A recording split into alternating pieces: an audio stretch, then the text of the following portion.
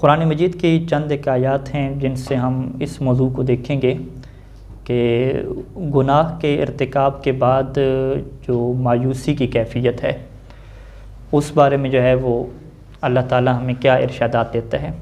دیکھیں، دو چیزیں ہوتی ہیں۔ گناہ کے بعد جو پشیمانی ہے یہ انسان کے لیے بہت مفید چیز ہے اور اس کا حکم بھی ہے۔ پشیمانی یعنی انسان پریشان ہوتا ہے اور انسان پھر اپنی حالت کو ٹھیک کرنے کی کوشش کرتا ہے اور ترقی کی طرف بڑھتا ہے۔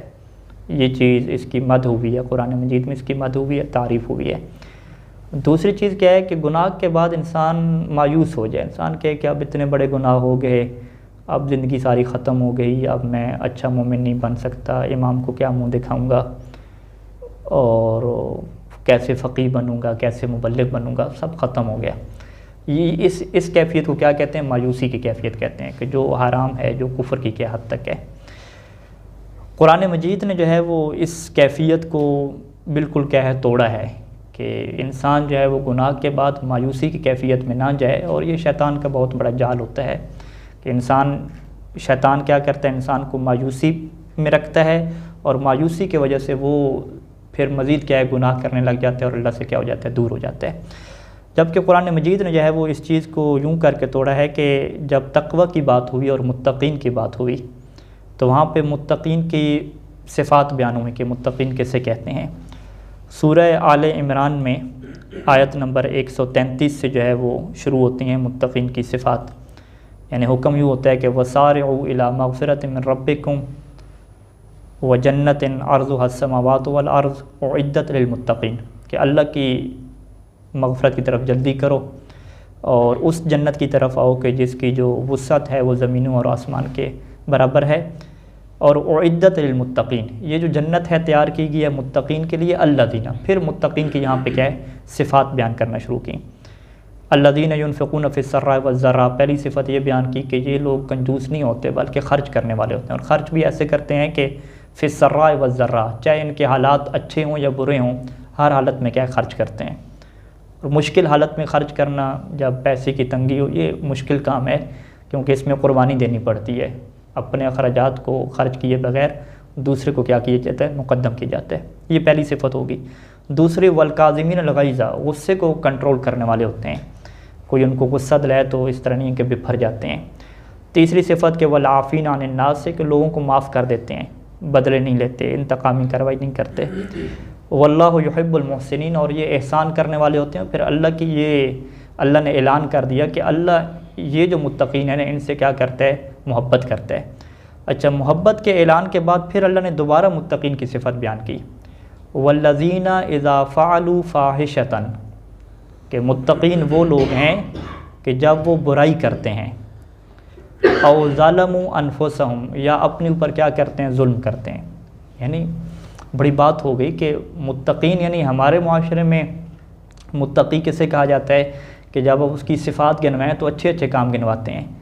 اگر آپ کہیں کہ یہ متقین وہ ہوتے ہیں کہ جب وہ فحاشی کو انجام دیں، فاحشتاً برائی کو انجام دیں، یعنی فاحشتاً بڑی برائی کو کہتے ہیں، او ظالم انفسہم، یا اپنے اوپر ظلم کریں، یعنی وہی چھوٹے گناہ کہتے ہیں اپنے اوپر ظلم کرنا۔ تو آپ کہتے ہیں یہ کیسے متقی ہیں بھئی، جو فحاشی کے کام انجام دیتے ہیں، اپنے اوپر ظلم کرتے ہیں؟ لیکن نہیں، قرآن نے جب متقین کی صفات بیان کی تو اس صفت کو بڑے واضح انداز میں بیان کیا کہ یہ نہیں ہے کہ متقین کو آپ سمجھ لیں کہ معصوم ہے، نہیں، بلکہ متقین وہ ہیں کہ الذین اذا فعلوا فاحشۃ او ظلموا انفسہم، کہ جب یہ برائی کو انجام دیتے ہیں یا اپنے اوپر ظلم کرتے ہیں تو ذکر اللہ، فوراً اللہ کے ذکر کی طرف بڑھتے ہیں، اللہ کا ذکر شروع کر دیتے ہیں، فاستغفروا لذنوبہم، اور اپنے گناہوں کی مغفرت طلب کرتے ہیں، اور پھر ومن یغفر الذنوب الا اللہ، پھر کون ہے کہ جو اللہ کے سوا جو ہے وہ ان کے گناہوں کو معاف کرنے والا ہے۔ اور پھر قرآن نے فرمایا کہ یہ متقین، یعنی گناہ کیے، فحاشی کا کام انجام دیا، فوراً اللہ کا ذکر کیا اور اپنے گناہوں سے مغفرت طلب کی، اللہ نے ان کی مغفرت قبول کی، ولم یصروا علی ما فعلوا وهم یعلمون، پھر ان کی یہ صفت ہے کہ وہم یعلمون، در حالہ کہ یہ علم رکھتے ہوئے، جانتے ہوئے، جان بوجھ کے دوبارہ کیا ہے اصرار نہیں کرتے، جو گناہ ہو گیا ہے پھر جان بوجھ کے دوبارہ کیا اصرار نہیں کرتے۔ اگر دوبارہ گناہ کریں گے تو وہ گناہ کیا ہے، جان بوجھ کے نہیں ہوگا بلکہ بجہالت ہوگا، اور اس کو سورہ نساء کی آیت نمبر 17 میں یوں بیان کیا کہ انما التوبۃ علی اللہ، انما التوبۃ علی اللہ، یوں یعنی اس کا ترجمہ کیا ہوگا کہ توبہ اللہ کے اوپر واجب ہے، کہ اللہ نے اپنے اوپر واجب قرار دیا ہے کہ وہ توبہ قبول کرے گا۔ کن لوگوں کی؟ للذین یعملون السوء بجہالۃ، کہ جو برائی کو انجام دیتے ہیں لیکن جان بوجھ کے نہیں، بجہالۃ نادانی میں، یعنی ایک جہالت کا تو ہم یہ معنی کرتے ہیں نا کہ اسے پتہ ہی نہیں تھا یہ گناہ ہے، تو یہ معنی تو یہاں پہ نہیں ہو سکتا، یعنی گناہ کا پتہ نہیں ہے تو پھر وہ کیسے گناہ ہے؟ یعنی اسے پتہ ہے کہ گناہ ہے لیکن وہ نادان ہو گیا، نادان بن گیا، یعنی اس سے جو اللہ کے اوپر ایمان ہے وہ کمزور پڑ گیا، اس کا کیا عذاب اس کا ہو سکتا ہے، کیا اس کے نقصانات ہو سکتے ہیں، سب چیزوں سے غافل ہو گیا، کیونکہ شہوت کا غلبہ تھا، خواہش کا غلبہ تھا، تو اس غلبے کی وجہ سے یہ نادانی اس سے ہو گئی۔ قرآن کہتا ہے کہ یہ جہالت کی وجہ سے، جب یہ نادانی کی وجہ سے اور غفلت کی وجہ سے ایسا کر بیٹھتے ہیں تو ثم یتوبون من قریب، من قریب یعنی فوراً پھر کیا کرتے ہیں؟ توبہ کی طرف پلٹتے ہیں۔ جب یہ فوراً توبہ کی طرف پلٹتے ہیں تو پھر اللہ ان کے اوپر کیا کرتا ہے؟ توبہ قبول کر دیتا ہے، بلکہ اللہ نے اعلان کیا ہوا ہے کہ اللہ کے اوپر واجب ہے کہ ایسے لوگوں کو کیا کرے؟ توبہ قبول کرے۔ یعنی یہ جو دو آیتیں ہیں اس میں ہمارے سامنے کیا چیز آ رہی ہے کہ متقین کی صفات میں سے ایک صفت کیا ہے کہ وہ گناہ کرتے ہیں، فحشی انجام دیتے ہیں، اور اس کے بعد فوراً وہ کیا پلٹتے ہیں؟ اللہ کے ذکر کی طرف پلٹتے ہیں، استغفار کرتے ہیں، اور پھر جان بوجھ کے دوبارہ اس گناہ کو ارتکاب نہیں کرتے۔ اگر جہالت کی نادانی کی وجہ سے کر دیں تو پھر فوراً من قریب، پھر فوراً کیا کرتے ہیں؟ توبہ کرتے ہیں۔ یہ جو بار بار توبہ کرنا ہے نا، اس کو قرآن مجید تعبیر کرتا ہے تواب۔ تواب یعنی مبالغہ کا صیغہ ہے، بار بار توبہ کرنا۔ اور توابین کے بارے میں جو اللہ نے جو ایک اعلان کیا ہے نا، وہ اعلان محبت کا اعلان ہے، یعنی سورہ بقرہ کی 222 نمبر آیت میں اعلان ہوتا ہے کہ ان اللہ یحب التوابین، کہ اللہ کی یہ صفت ہے کہ پھر توابین سے اللہ نفرت نہیں کرتا، توابین کے ساتھ جو اللہ کا رشتہ ہے وہ محبت والا ہے، کہ اللہ توبہ کرنے والوں سے کیا کرتا ہے؟ بہت زیادہ توبہ کرنے والوں سے محبت کرتا ہے۔ اور اللہ کے رسول کی یہ حدیث ہے کہ التائب حبیب اللہ، کہ اگر آپ نے دیکھنا ہو کہ حبیب اللہ کون ہے تو وہ کون ہوتا ہے؟ تائب ہوتا ہے، توبہ کرنے والا شخص کیا ہوتا ہے؟ حبیب اللہ ہوتا ہے۔ اچھا، یہاں تک جو ہے وہ بات کیا ہوگی؟ ہمارے سامنے قرآن کا موقف واضح آ گیا کہ توبہ کے بعد انسان اللہ کا حبیب بنتا ہے، اللہ سے محبت کا رشتہ قائم ہو جاتا ہے، اور اللہ ان سے محبت کرتا ہے، تو لہٰذا مایوسی کی یہاں پہ کیا ہے؟ کوئی صورت حال بنتی ہی نہیں ہے، انسان دوبارہ سے اپنی زندگی کیا صحیح طریقے سے شروع کر دیتا ہے۔ لیکن ایک چیز جو انسان کے لیے مایوسی کا سبب بنتی ہے، جو شیطان کی طرف سے ہے، وہ چیز کیا ہے کہ انسان کہتا ہے کہ اب بڑے بڑے گناہ تو ہو گئے، اب وہ میری حالت پہلے جیسی نہیں رہی، ٹھیک ہے، اب گناہ کر دیا، اب وہ کیا حالت پہلے جیسی رہنی ہے۔ تو قرآن مجید نے جو ہے وہ اس چیز کو بھی بیان کیا، قرآن مجید نے کہا کہ نہیں، جب توبہ کی طرف انسان پلٹتا ہے تو اللہ اتنا جو ہے وہ رحیم ہے اور اتنا محبت کرنے والا ہے کہ پھر وہ محبت کا حق ادا کرتا ہے۔ وہ محبت کا حق کیسے ادا کرتا ہے؟ قرآن مجید کی سورہ فرقان کی یہ آیات ہیں کہ جس آیت میں 70 نمبر آیت میں اللہ نے یہ اعلان کر دیا کہ پھر اللہ یہ کرتا ہے کہ یبدل اللہ سیئاتہم حسنات، کہ جب یہ توبہ کر لیتے ہیں اور نیک عمل کرتے ہیں تو پھر اللہ ان کی برائیوں کو اچھائیوں میں تبدیل کر دیتا ہے، یعنی اب ان کے نام اعمال میں جو برائیاں ہوتی تھیں وہ کیا بن جاتی ہیں؟ اچھائیاں بن جاتی ہیں۔ یعنی روایات میں ہے کہ قیامت کے دن جب انسان نام اعمال دیکھے گا تو اس کے اندر وہ بہت سی اچھائیاں دیکھے گا کہ یہ نماز شب ہو گئی، جہاد ہو گیا، اس طرح کی، تو وہ کہے گا اللہ میں نے تو یہ اچھائیاں نہیں کیں، تو پھر کہا جائے گا کہ نہیں، یہ وہ تمہاری جو ہے وہ برائیاں ہیں کہ جسے ہم نے اچھائیوں میں کیا بدل دیا ہے۔ اچھا، وہ برائیاں کون سی ہیں کہ جس کو اللہ اچھائیوں میں بدلتا ہے؟ یہی سورہ فرقان کی آیت نمبر 70 ہے، اگر اس سے پہلے جائیں تو آیات کا کیا تسلسل ہے، یعنی 63 نمبر آیت سورہ فرقان کی 63 نمبر سے عباد الرحمن کی بات ہو رہی ہے کہ اللہ کے بندے کون ہوتے ہیں۔ اللہ کے بندوں کی صفات بیان کرتے ہیں اور کہا کہ اللہ کے بندے ایسے ہوتے ہیں کہ جو یہ والے گناہ نہیں کرتے۔ وہ گناہ کون سے ہیں کہ الذین لا یدعون مع اللہ الہا آخر، کہ شرک در عبادت نہیں کرتے، کسی اور کو معبود نہیں بناتے، یعنی پہلا گناہ کیا ہو گیا؟ شرک ہو گیا۔ دوسرا ولا یقتلون النفس التی حرم اللہ الا بالحق، کسی کو ناحق کے قتل نہیں کرتے، یعنی دوسرا گناہ کیا ہو گیا؟ قتل ہو گیا۔ تیسرا ولا یزنون، زنا نہیں کرتے، تیسرا گناہ کیا ہو گیا؟ زنا کا ہو گیا۔ پھر اللہ نے فرمایا کہ جو یہ گناہ کرے گا تو اللہ قیامت کے دن اسے کیا ہے؟ عذاب دے گا اور اسے جہنم میں رکھے گا۔ الا من تابا، یہ 3 گناہ کرنے کے بعد جو بندہ توبہ کر لے، وہ آمنا، پہلے شرک کر رہا تھا، ابھی کیا ایمان لے آئے، وہ عامل صالحاً، اور نیک عمل کرنے لگ جائے، فَأُولَٰئِكَ يُبَدِّلُ اللَّهُ سَيِّئَاتِهِمْ حَسَنَاتٍ، تو یہ وہ لوگ ہیں کہ جن کی برائیوں کو اللہ اچھائیوں میں کیا ہے تبدیل کر دے گا۔ یعنی بڑی عجیب آیت ہے کہ جو اس کا زنا جیسی برائی ہے وہ بھی اچھائی میں تبدیل ہو جائے گی، جو اس نے کسی کو قتل کیا ہو تھا وہ قتل بھی اچھائی میں تبدیل ہو جائے گی، جو شرک کرتا رہا ہے وہ بھی اچھائی میں تبدیل ہو جائے گی۔ اب جب یہ چیز آتی ہے تو اس سے کہتے ہیں کہ ان اللہ، کہ بے شک اللہ جو ہے وہ توابین سے کیا کرتا ہے، محبت کرتا ہے، اور یہ محبت کا تقاضا ہے کہ انسان کے جتنے بڑے بڑے گناہ ہیں اللہ سب کو نہ فقط مٹا دیتا ہے بلکہ مٹانے کے بعد ان کو کس میں تبدیل کر دیتا ہے، اچھائیوں میں تبدیل کر دیتا ہے۔ تو یہ دوسری چیز ہے کہ جو انسان کو کیا ہے مایوسی سے نکالتی ہے۔ تیسرا جو نقطہ اہم ہے کہ یہ مایوسی سے انسان تب نکلتا ہے کہ جب انسان تواب بنے، بار بار توبہ کرنے والا بنے، اور اواب بنے۔ اواب کیا ہے، بار بار اللہ کی طرف پلٹنا۔ انبیاء کی اور اہل بیت علیہ السلام کی یہ صفت بہت زیادہ بیان ہوئی ہے کہ جب انبیاء سے اگر ترک اولا بھی ہوتا، ایک ایسا کام کہ جو سمجھتے کہ ہم سے نہیں ہونا چاہیے تھا، تو وہ فوراً کیا سجدے میں گر جاتے، فوراً کیا استغفار کرتے۔ مثلا حضرت ایوب کے بارے میں ذکر ہوتا ہے کہ وہ عبد اواب تھے، بار بار کیا توبہ کرنے والے تھے، اللہ کی طرف پلٹنے والے تھے۔ اللہ کے رسول سے یہی ہے کہ وہ بھی کہتے تھے کہ اگر میں 70 دفعہ دن میں استغفار نہ کروں تو میرے دل کو بھی کیا ہے ایک زنگ سا محسوس ہوتا ہے۔ امیر المومنین علیہ السلام واضح ہے کہ عبادت کرنے کے بعد بھی جب سجدے میں سر رکھتے تو کہتے کہ حق کے عبادت عطا نہ ہوا، خود کو کیا ہے عاجز سمجھتے، اور پھر دوبارہ کیا ہے استغفار کی طرف واپس پلٹتے۔